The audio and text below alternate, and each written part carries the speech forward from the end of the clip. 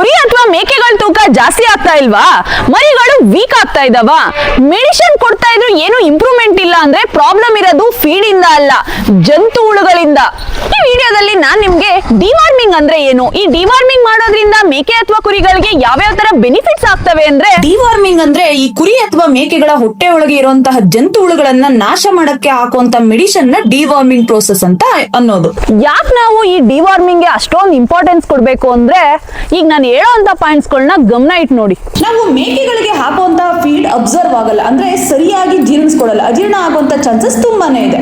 Weight loss ಆಗುವಂತದ್ದು, ಬೇಗ ತೂಕ ಇಳಿದೋಗುತ್ತೆ, ಮತ್ತೆ ಮಿಲ್ಕ್ ಪ್ರೊಡಕ್ಷನ್ ಕಮ್ಮಿ ಆಗುತ್ತೆ, ಅಂದ್ರೆ ಹಾಲು ಉತ್ಪಾದನೆ ಬೇಗ ಕಡಿಮೆ ಆಗ್ಬಿಡುತ್ತೆ, ಮತ್ತೆ ಮರಿಗಳು ಬೇಗ ಗ್ರೋತ್ ಆಗಲ್ಲ, ಬೆಳವಣಿಗೆ ತುಂಬಾ ನಿಧಾನ ಆಗುತ್ತೆ, ಇಮ್ಯುನಿಟಿ ವೀಕ್ ಆಗ್ಬಿಡುತ್ತೆ, ಅಂದ್ರೆ ರೋಗ ನಿರೋಧಕ ಶಕ್ತಿ ಕಡಿಮೆ ಆಗ್ಬಿಡುತ್ತೆ. ನಾವು ಮೇಕೆಗಳಿಗೆ ವ್ಯಾಕ್ಸಿನೇಷನ್ ಮಾಡಿಸಿರ್ತೀವಲ್ಲ, ಅದು ಪ್ರಾಪರ್ ಆಗಿ ವರ್ಕ್ ಆಗೋದಿಲ್ಲ. ಸಡನ್ ಆಗಿ ಮೇಕೆಗಳು ಡೆತ್ ಆಗೋ ಚಾನ್ಸಸ್ ತುಂಬಾನೇ ಇದೆ, ಅಂದ್ರೆ ಸಾವು ನೋವುಗಳನ್ನ ನಾವು ನೋಡ್ಬೇಕಾಗತ್ತೆ. ಫೀಡಿಂಗ್, ಬ್ರೀಡಿಂಗ್, ಮೆಡಿಸಿನ್ ಈ ಎಲ್ಲದಕ್ಕೂ ಬೇಸ್ಮೆಂಟೇ ಈ ಡಿವಾರ್ಮಿಂಗ್. ಈ ಜಂತುಹುಳದ ಔಷಧಿಯನ್ನ ಯಾವ್ಯಾವ ಟೈಮ್ ಅಲ್ಲಿ ಹಾಕ್ಬೇಕು ಅಂದ್ರೆ, 1 ರಿಂದ 3 ತಿಂಗಳು ಟೈಮ್ ನಲ್ಲಿ ಫಸ್ಟ್ ಟೈಮ್ ಹಾಕ್ಬೇಕು, ಆಮೇಲೆ 3 ತಿಂಗಳಿಗೊಂದ್ಸರಿ ಹಾಕ್ತಾ ಇರ್ಬೇಕು.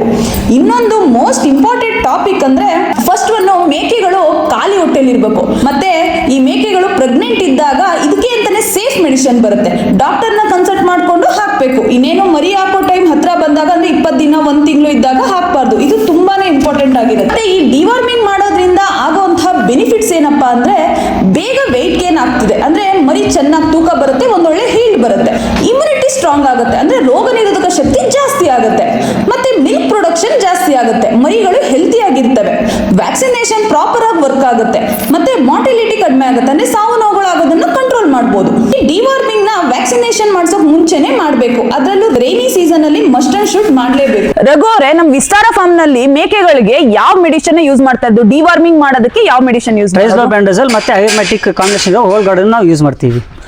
ಓಲ್ ಗಾರ್ಡನ್ ಬ್ರ್ಯಾಂಡ್ ನ ಯೂಸ್ ಮಾಡ್ತಾ ಇದ್ದೀರಾ.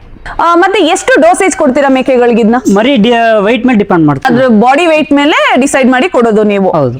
ಓಕೆ ರಘು, ಈ ವಿಡಿಯೋ ನಿಮ್ಗೆ ಇಷ್ಟವಾದ್ರೆ ಲೈಕ್ ಮಾಡಿ, ಶೇರ್ ಮಾಡಿ, ಸಬ್ಸ್ಕ್ರೈಬ್ ಮಾಡಿ.